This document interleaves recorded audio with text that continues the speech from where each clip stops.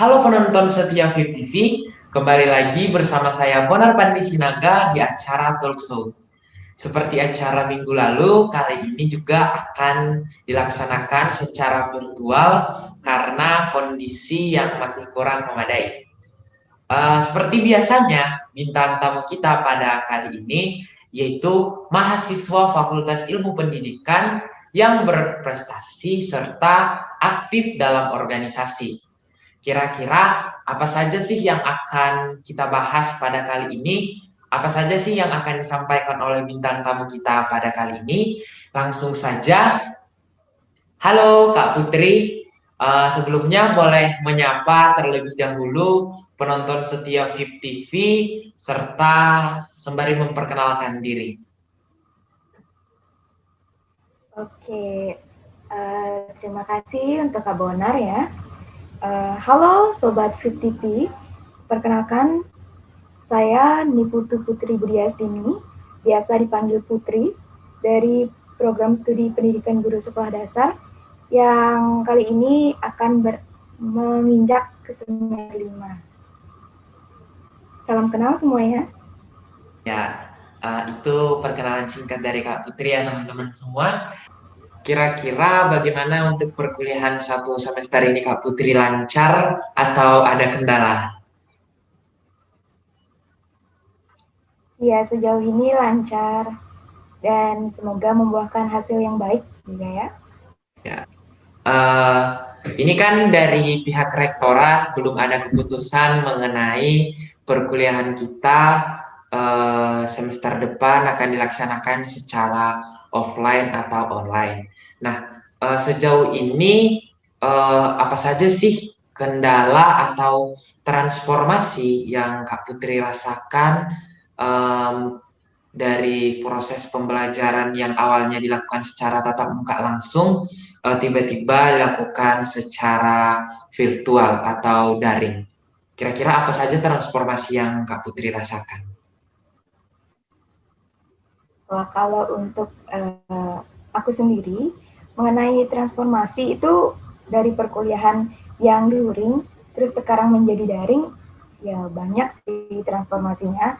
Terutama dalam hal yang pertama itu kan cara mengajarnya, baik itu dosen ke mahasiswa maupun mahasiswa ke dosen, ataupun dari mahasiswa juga bekerja sama dengan mahasiswa lain, itu juga pasti banyak bedanya ya.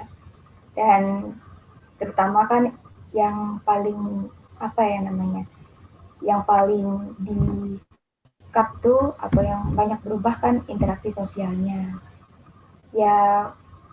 Tapi karena kita juga uh, pembelajaran daring itu kan sudah berlangsung lama ya, cukup lebih dari setahun, jadi sudah menjadi hal yang jaringan. Sehingga kalau dibilang transformasi, ya di saat itu, di saat pertama kali dirubah semuanya menjadi pembelajaran daring, itu saja yang lebih kesannya lebih terasa gitu. Tapi untungnya karena di angkatan aku pernah merasakan yang namanya pembelajaran luring ya, dan juga untuk adik tingkatnya kan langsung dia daring gitu. Jadi sedikit berbagi untuk adik tingkat bahwa transformasinya itu ya mungkin mereka juga tetap merasakan dari SMA mereka luring dan sekarang dia langsung kuliah daring, ya sama sih kayak transformasinya gitu.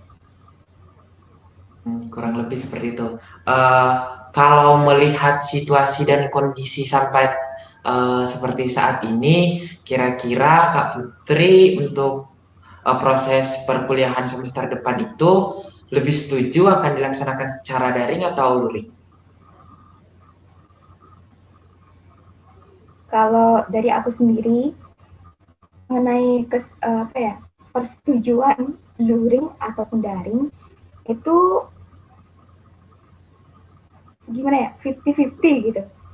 Karena kalau dilihat ketika kita apa ya, ketika kita udah ada di zona pembelajaran luring, Kemudian kita bandingkan dengan sekarang kita di zona pembelajaran daring, itu tergantung kepada kitanya.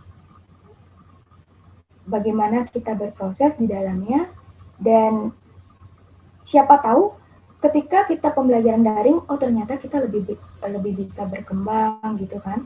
Nah, ketimbang saat kita pembelajaran luring. Atau juga ada juga yang bilang pembelajaran luring itu lebih gampang, terus tugasnya tidak terlalu banyak dan lain sebagainya gitu kan. Tapi ya kembali juga ke kita. Nah, kalau dari Kak Bonar nanya persetujuan aku nggak bisa milih karena itu adalah keputusan yang memang harus diambil dari berbagai faktor, karena apalagi dengan keadaan seperti ini. Ya, pastinya itu ada di tangan pimpinan ya Kak Putri, masalah perkuliahan kita mau dilaksanakan luring atau daring seperti itu. Selama pandemi ini kira-kira Kak Putri pernah nggak mengikuti lomba atau mendapat beberapa prestasi? Kalau selama pandemi ini, ya kalau aku sendiri menyempatkan pernah sih ikut beberapa lomba-lomba yang diadakan. Ya kan kebanyakan lomba-lomba itu yang diadakan secara virtual gitu. Pernah.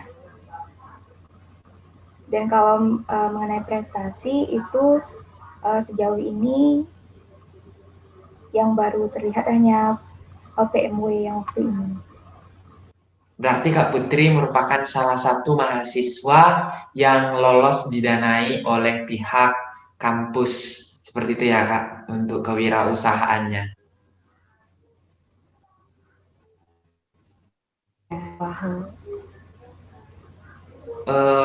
Kira-kira efektif nggak Kak kalau umpamanya kita sambil kuliah, sambil mengikuti lomba walau di tengah-tengah pandemi seperti ini? Kalau dari sendiri itu efektif sekali. Karena kalau misalnya kita, gini, kalau kita pandemi, ya kita tidak boleh terlalu berlarut gitu terhadap keadaan pandemi atau terlalu takut yang memang berlebih gitu. Kan selagi ada, gimana ya, ada suatu kalimat yang menyatakan kalau ada kesempatan, kenapa tidak coba gitu kan. Jadi kalau ada kesempatan, selagi kita mau, kita niat, ya kita coba aja gitu. Kan hitung-hitung ikut lomba, di pandemi kita nggak harus kita diem di rumah ya tanpa mengerjakan sesuatu gitu. Tetap kita bisa gunakan waktu-waktu kita di waktu senggang untuk mengikuti lomba. Jadinya waktu senggang kita bermanfaat gitu, sehingga bisa dikatakan efektif gitu. Iya, betul sekali.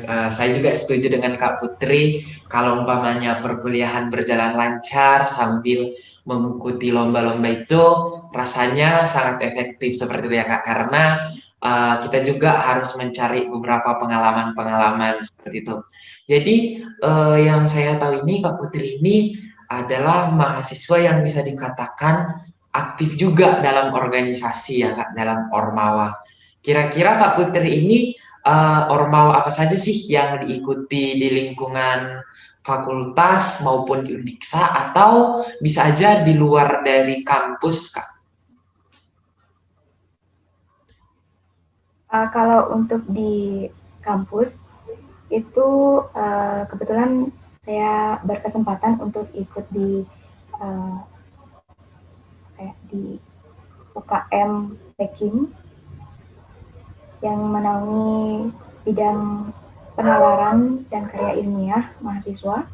Kemudian untuk di fakultas sendiri, aku ikut di BEM-nya, Badan Eksekutifnya. Iya, jadi Kak Putri ini merupakan salah satu bidang inti juga ya di BEM-FIP Undiksa, Sekretaris 1. Jadi Kak Putri ini juga sedang menduduki sebagai Ketua Panitia kegiatan yang bisa dikatakan bergengsi atau kegiatan unggulan dari Fakultas Ilmu Pendidikan. Kegiatan ini sering disebut PRB, dan PRB ini yang ke-17. Kira-kira sejauh ini sudah sejauh mana Kak persiapan yang udah disediakan oleh pihak panitia? Iya, ini sebenarnya yang ditunggu-tunggu ya. Jadi kalau misalnya dibilang PRB, kegiatan yang memang sekarang sudah masuk ke kancah nasional gitu ya. Jadi tentu persiapannya nggak neko-neko gitu. Dari pihak panitia juga sudah dari jauh-jauh hari mempersiapkan itu. Dan apalagi kalau jika dibilang PRB itu dari tahun ke tahun akan tetap dilaksanakan di, kalau bisa gitu, dilaksanakan tepat di Hari Sumpah Pemuda. Nah, sejauh ini untuk persiapan PRB itu bisa dikatakan memasuki 50% gitu ya. Karena sudah ada beberapa progres dari panitia kami untuk penyebaran PRB yang di harapannya mudah-mudahan PRB yang ke-17 itu sesuai dengan namanya ya, yang ke Sweet 17 gitu. Semoga menghasilkan atau membuahkan hasil yang manis juga. Ya, pastinya kalau umpamanya kita berusaha akan membuahkan hasil yang baik ya Putri. Jadi ini kegiatan ini memang sangat besar dan rasanya bahwa kegiatan ini didukung penuh oleh Gubernur Provinsi Bali. Itu bagaimana sih informasinya Kak Putri? Ya, kalau untuk Gubernur, kita mengarah ke Gubernur, ya sedikit informasi untuk meluruskan kalau PRB ini kan sekarang masuk ke tingkat nasional. Kemudian di dalam atau esensi dari PRB ini, yang pertama untuk memilih atau menumbuhkan jiwa budi pekerti di dalam para setiap remaja. Nah, yang bisa menjadi panutan untuk remaja-remaja lainnya. Nah, dan di dalam kegiatan ini memperebutkan piala bergilir dari gubernur dan juga piala tetap dari rektorat. Jadi, karena kita mengambil piala bergilir dari gubernur, istilahnya kita perlu adanya informasi atau izin dari gubernur sendiri. Jadi, gubernur perlu mengetahui bagaimana kegiatan kita. Nah, dari situ sehingga dari pihak panitia tetap melaksanakan koordinasi kepada pihak gubernur. Tapi sejauh ini kami belum bisa bertemu dengan beliau karena seperti kita ketahui bahwa kan ada PPKM darurat. Jadi itu masih istilahnya digeser gitu, diundur sedikit. Mudah-mudahan lancar dan disetujui. Ya, semoga pastinya kegiatannya lancar ya Kak Putri, apalagi ini kegiatan yang begitu bergengsi seperti itu ya. Beralih dari kegiatan PRB Kak Putri, kira-kira di tengah-tengah pandemi seperti ini bagus nggak atau layak nggak seorang mahasiswa untuk berpartisipasi dalam sebuah organisasi atau ormawa? Oke. Kalau misalnya ditanya layak atau tidak sebuah organisasi itu kan, kalau dibilang organisasi itu kan salah satu hal yang positif, bisa dipandang positif lah. Jadi tentunya jika kegiatan itu positif pasti dipandang layak. Nah, tergantung atau kembali juga kepada siapa sih yang menjalankan itu. Jadi ketika atau kita gitu sebagai mahasiswa yang sedang duduk di dunia perkuliahan yang mendapatkan segala pengetahuan atau pendidikan yang ada di perkuliahan sesuai dengan program studi atau jurusan, organisasi ini sebenarnya membantu kita dalam hal berinteraksi, hal untuk memanage waktu dan lebih tepatnya ke bagaimana cara kita berproses gitu. Jadi pandangan aku tentang organisasi dan kuliah itu sama-sama penting. Dimana kalau kita milih, kalau istilahnya kalau kita udah milih bakalan ikut di organisasi, siap apa enggak gitu kita menerima apapun yang ada di organisasi itu. Jadi kita harus laksanakan kalau kita udah mau terjun di dunia organisasi. Tapi kalau tidak atau belum siap, ya nggak apa-apa, juga tetap layak kok dipandang, kita tetap bisa kuliah gitu. Sama halnya seperti menerima pacar kan, kalau misalnya ada yang PDKT, siap apa enggak kita nerima dia kayak gitu, ya udah sama seperti itu juga. Ya, betul sekali. Kira-kira ini Kak Putri ini kan bisa dikatakan dari segi perkuliahan lancar, eh, bisa juga mengikuti lomba, diselang-selingi dengan organisasi. Bagaimana sih tips-tips dari Kak Putri sendiri agar ketiganya itu bisa berjalan lancar, apalagi di tengah-tengah pandemi seperti ini, Kak Putri?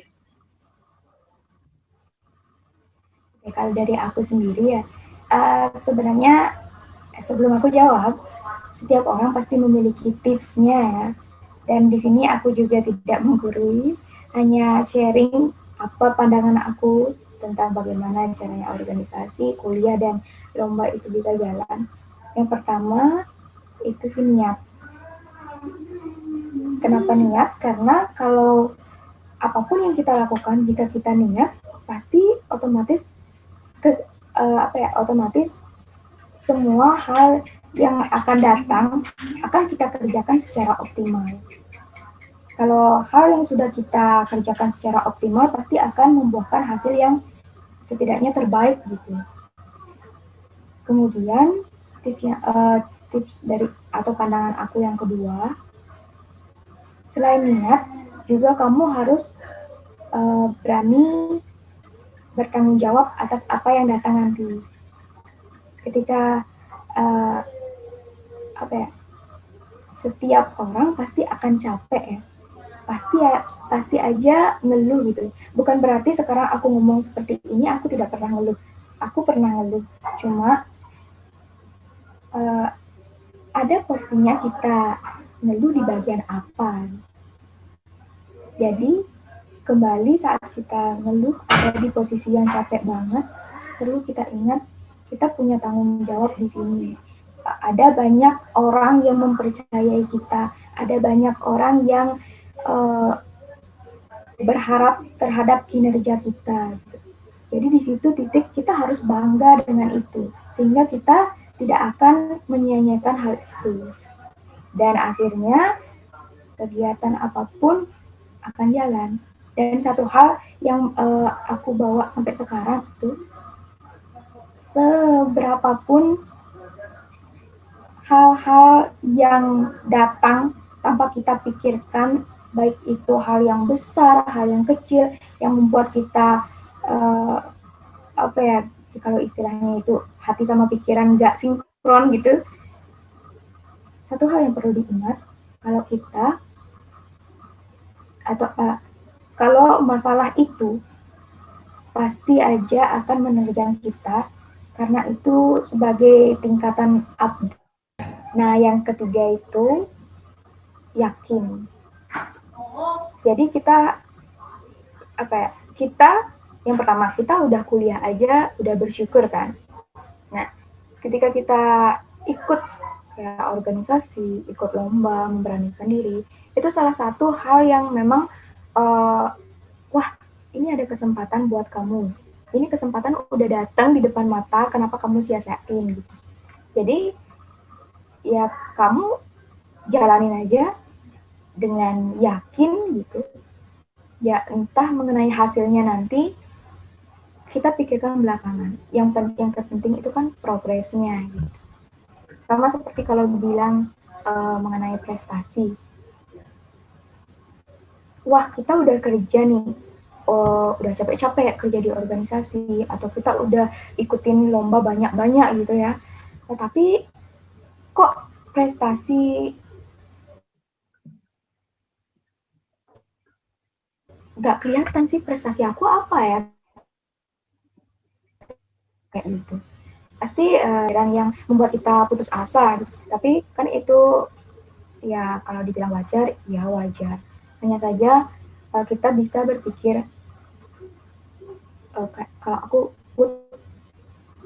prestasi itu gak hanya dilihat dari hasil pun kita belum tentu bisa melihat hasil dari kita sendiri kan, yang dilihat tuh orang lain gitu. Nah, menurut aku prestasi adalah progresnya, dimana ketika kamu berproses, meningkat nggak prosesmu itu, bagiku itu merupakan prestasi bagi aku, prestasi yang terbesar bagi aku. Iya, Jadi betul sekali. ya ada 3 tips dari aku: niat, bertanggung jawab, dan juga yakin.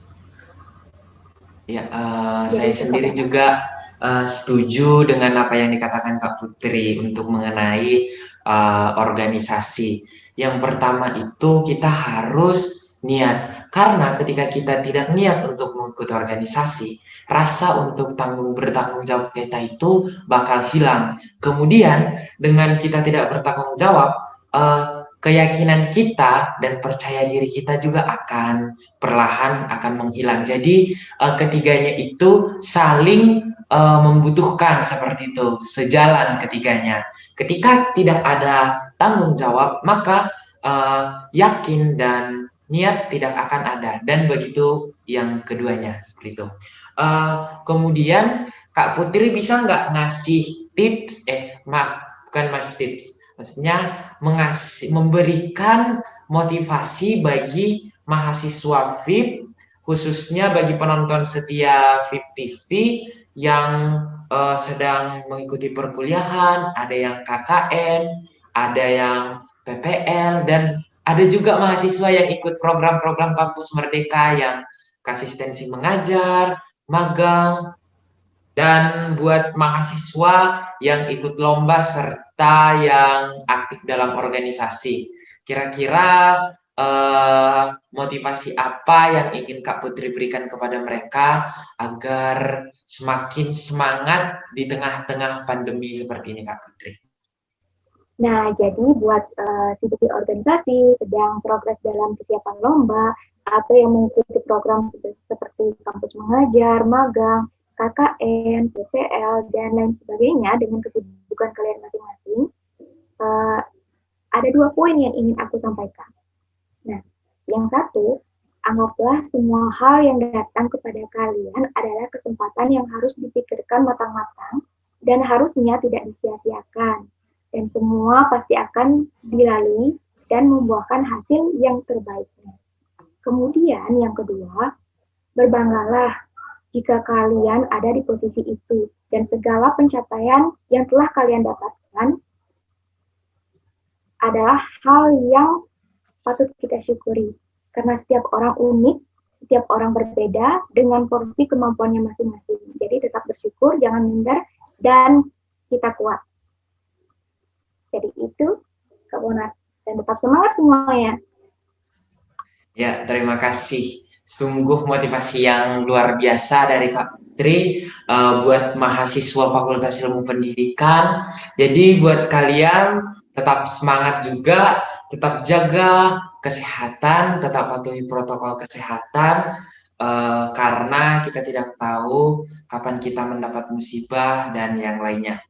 Jadi demikianlah sharing-sharing singkat dari Kak Putri mengenai perkuliahan, prestasi, serta organisasi.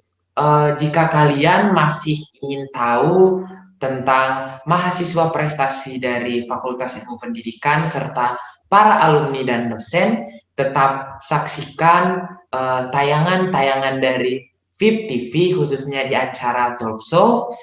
Jangan sampai ketinggalan. Tetap jaga kesehatan. Saya Bonar Pandesinaga, mohon undur diri. Sampai jumpa di acara talkshow selanjutnya. Terima kasih.